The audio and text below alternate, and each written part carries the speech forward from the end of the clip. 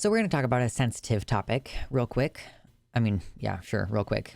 I always say, this is just going to be a real quick one. And then 20 minutes later. Anyway, so I think that it's prudent to talk about HIV because I think that we are experiencing a situation right now where there's probably less stringency around protection. Like, it's been long enough since the biggest part of the AIDS epidemic that I think most of us don't know how bad it was. And we think of, of course I don't have HIV. And of course, I don't do things that are unsafe or whatever.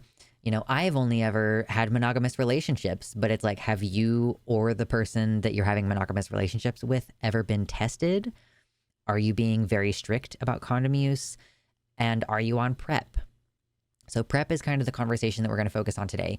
PrEP is a medication that you can take that it lowers... PrEP is the thing that you can be on if you actually have HIV, correct? Or is it only a preventative?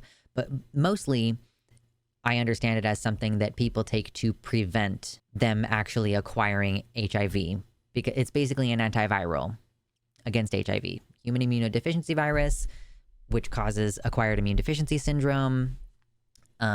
So you can just take the pills every day. They do have side effects that some people don't want to have. Like, they can have some impact on your organs. Like, every medication has risks. But Xander Hall tells his chat to spam hi YouTube at the start of every segment. Oh, does it clear out the chat from whatever previously it was? Listen, I am not going to take cues from Zan on, I don't think, anything.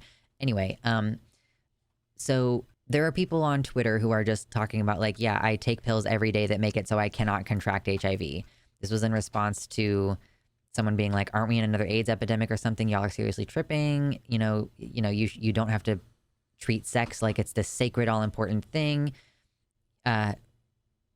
So yeah, you can just take pills every day that make it so you can't contract HIV. And the response to this is really intense slut shaming and queer phobia, effectively. Like, this one response, this is the only one that I quote tweeted, but this kind of response was happening in the replies over there pretty often.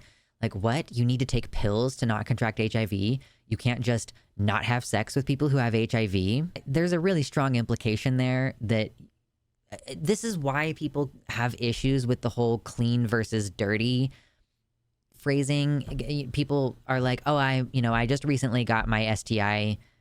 I just recently got my STI panel and I'm clean, right? There's an implication that people who have HIV are dirty, like that they're undesirable, that you should never have sex with them, that they are not worthy of being in relationships. And that is such a strong form of shame and such a strong form of social rejection that I'm pretty sure it has contributed to suicides before. PrEP is the preventative and PEP is what people take when they actually have HIV. Thank you for that correction. Yes, but of course, the magical solution to all things, just don't have sex. Tips Fedora. This person is very clearly coming at this in bad faith. Like, if we continue on reading this thread, there's a lot of irrationally angry people in here for some inexplicable reason who are getting really angry at inexplicable reason, really angry at the very simple statement of you don't have to have sex with everybody. That is not what you said. You said don't have sex with people who have HIV.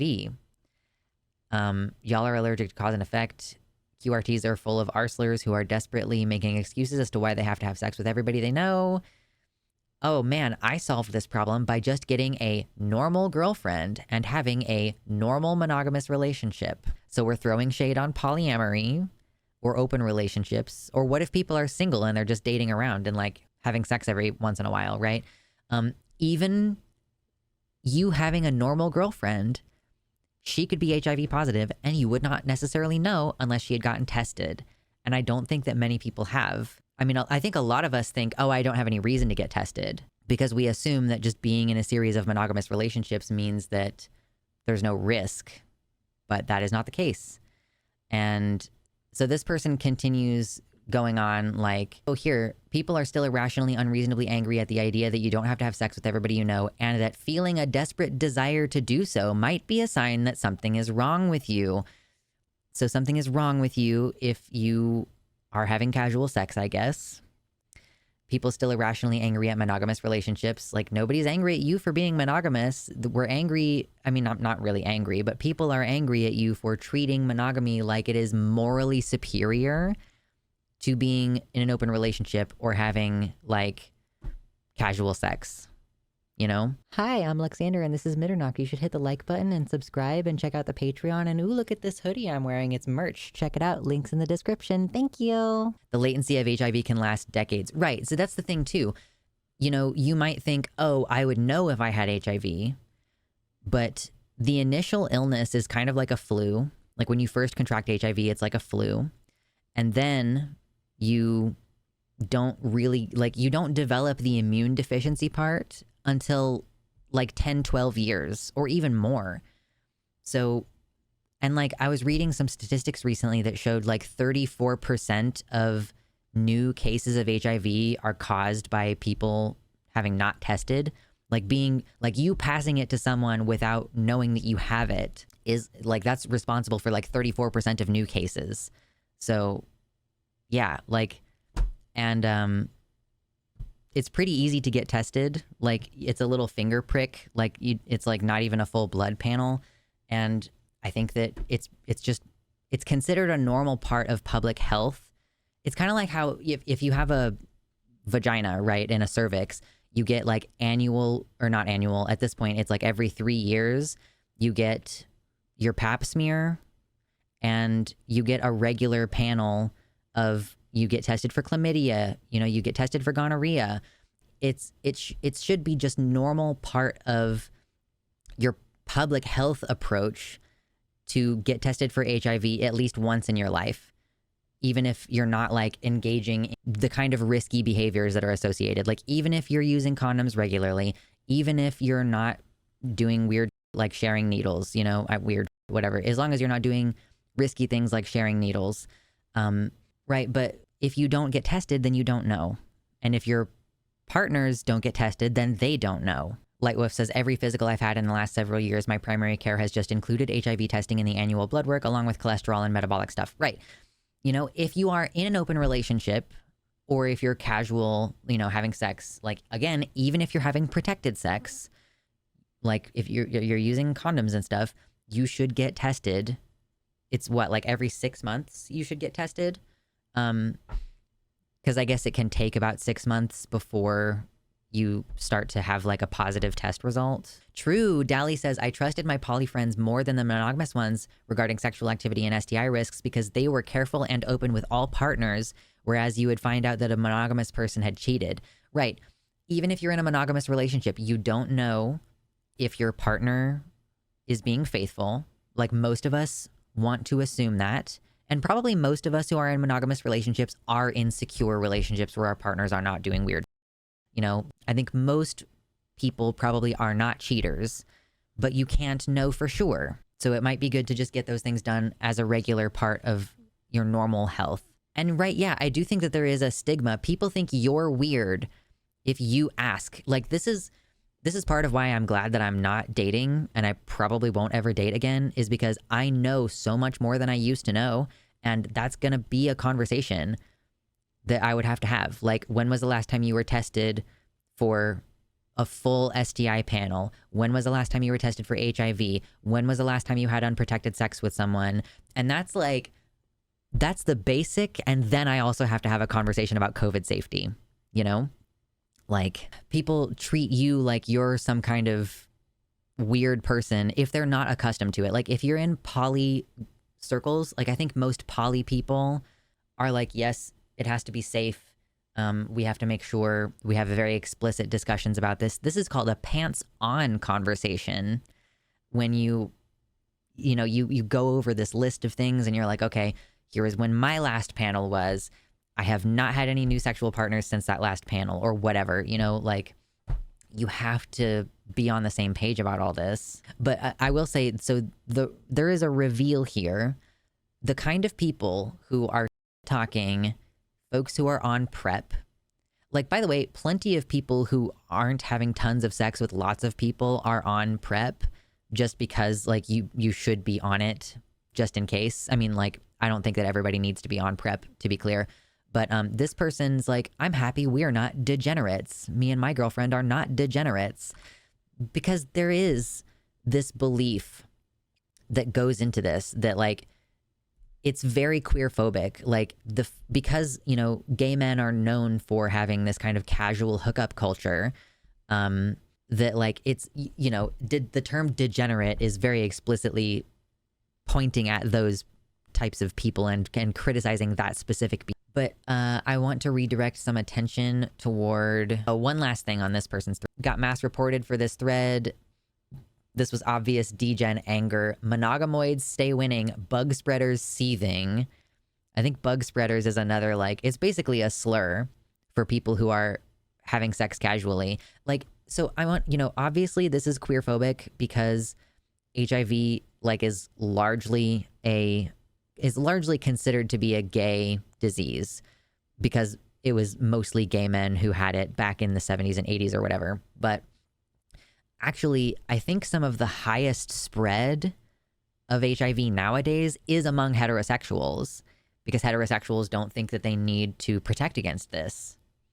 Yeah, that's not a dog whistle, that's a bullhorn, exactly. So I do want to draw some attention, some positive attention to Pup Amp, who is one of the two primary contributors on the channel What's the Safe Word. If you're not familiar, it's super good. It's like, he's gay and in a primary relationship with an older bear and also in an open relationship. Thank you so much for the dono. I will read that in just 1 second. So Pup Amp is in an open relationship. He has other partners, I believe, and also he does porn. So, like, he does gay porn for his job. That's his primary job. So obviously there's lots of reasons for that type of person to be on PrEP.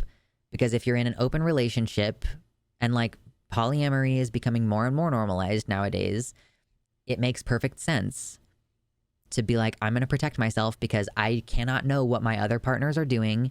I'm not keeping tabs on all of my partners and who their partners are. And then it's normal in the porn industry to do regular STI testing, so you might as well just protect yourself preemptively. Hey, Teo, thank you so much. I have not seen you in the chat for a while, so it's great to see you. Thank you for the tier 2 sub. They say, in the PrEP discourse, it's wild to see otherwise progressive people say it's immoral to have casual sex. Right. Like, yeah, there's this morality tied into it and, like, a superiority complex of people who are like, well, I'm monogamous and that's morally better. Or, like, I have only had sex with one person and that's morally better, you know, because this is a broader conversation about slut shaming, you know, like, obviously the queerphobia element, but, like, underneath that is this idea that, like, you shouldn't be casually having sex, or, like, you shouldn't be in an open relationship or doing the whole free love thing, right? Like, these are the kind of people who would have scolded hippies for doing their thing. So directing this to Pup points out, Amp, his name is Amp, oh my God, sometimes people lie about their status. Sometimes people don't know their status. Sometimes people get assaulted, right? Like, if you get assaulted by someone, would you not want to be like, I'm protected from this? Or sometimes we are in a monogamous relationship with someone who's HIV positive and we want to have peace of mind about safety. Amp points out that PrEP is not a party drug. It's not a sign that you're some kind of unethical slut. You protect yourself because it means that you're protecting others as well. I dated one of the best guys over a decade ago who was positive, and I was on PrEP at that time.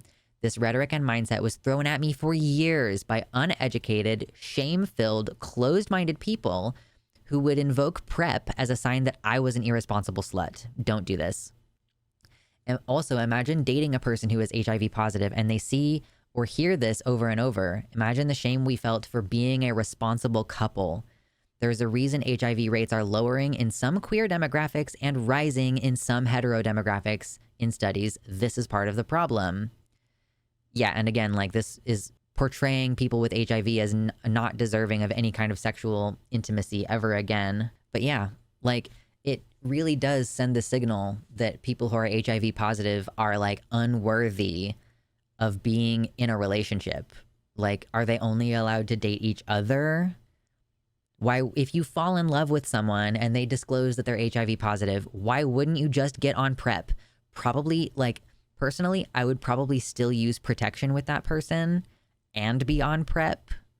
Again, this is not a conversation that I even need to worry about having because I'm monogamous, but like, I would probably do the extra mile to prevent the possible spread. But yeah, like, if anything, PrEP is more protection than the condom because the condom can fail. Condoms break, y'all. Like, it happens. So you would probably just want to have the peace of mind.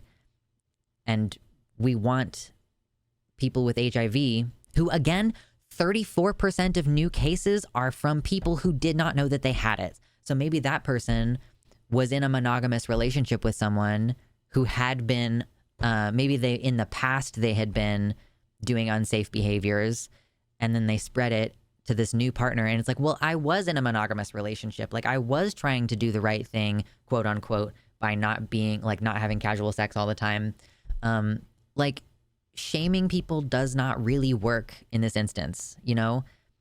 We've been over this. You can't just tell, like, this was the rhetoric in the 80s too. Like, well, if you have HIV, just don't have sex. Or if you're gay, just don't have sex, right? And we can encourage people.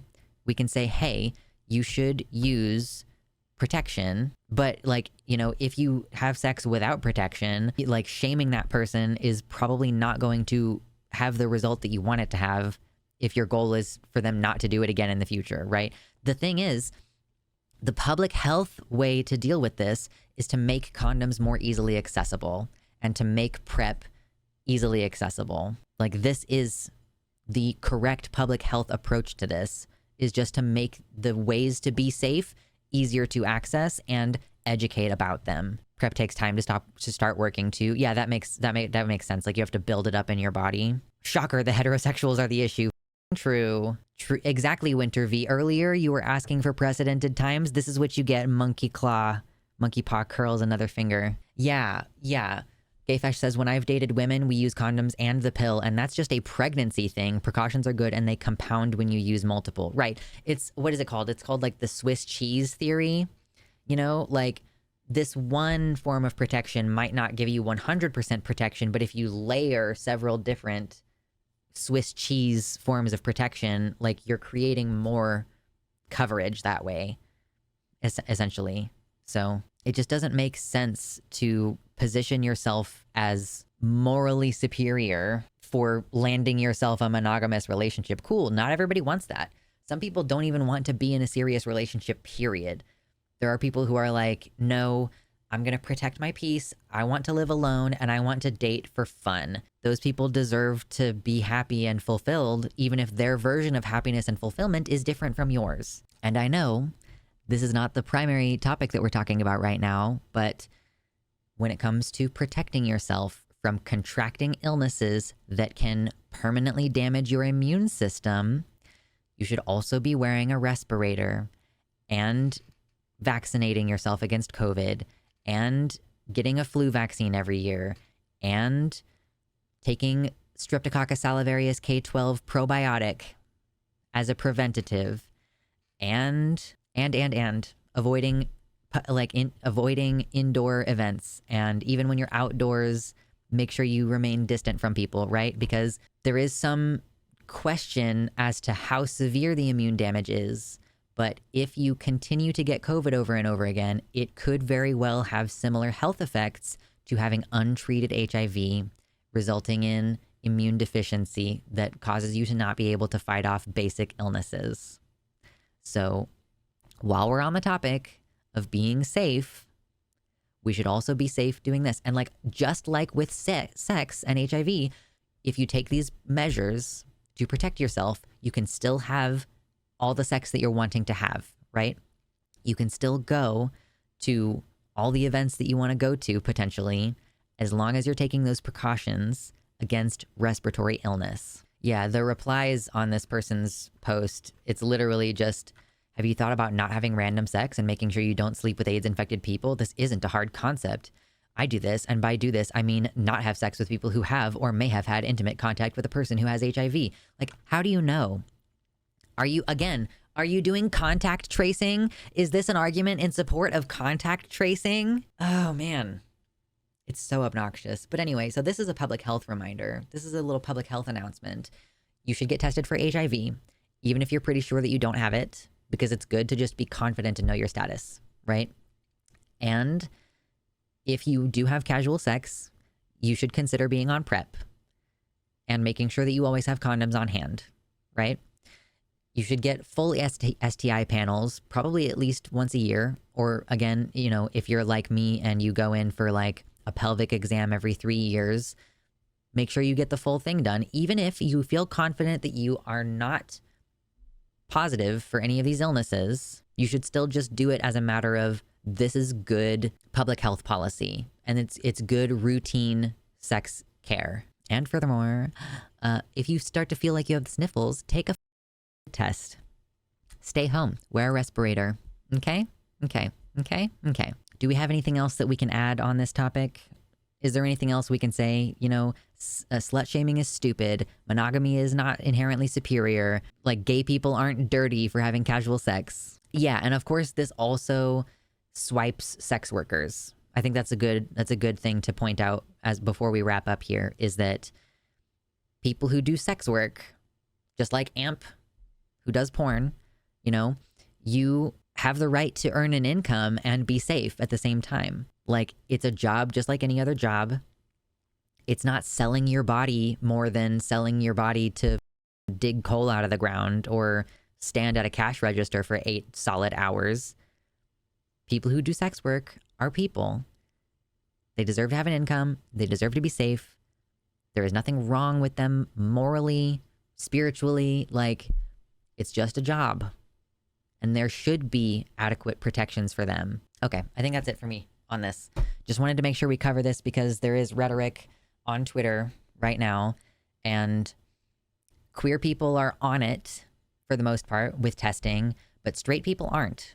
Heterosexuals, y'all are responsible for like a lot of HIV spread. So maybe start taking precautions. Last month was Pride. Now it's time for Wrath. Thank you so much to my patrons, including Tiago Nascimento, Mersh Rolvog, Jack, Amanda B, Michelle Winter, Wellington Marcus, Danielle McDonald, DZXN, Spooky Heather Sylvia, Pasnell Infinity, Suzanne Maynard, Sojo, Jamie Jam, Desi Quiche, Jericho, Kevin Young, Liam Hodgson, Athiet, Elavie Nobody, Mr. Atheist, Elizabeth Bartell, Celeste, Nova, and Michelle Frattaroli.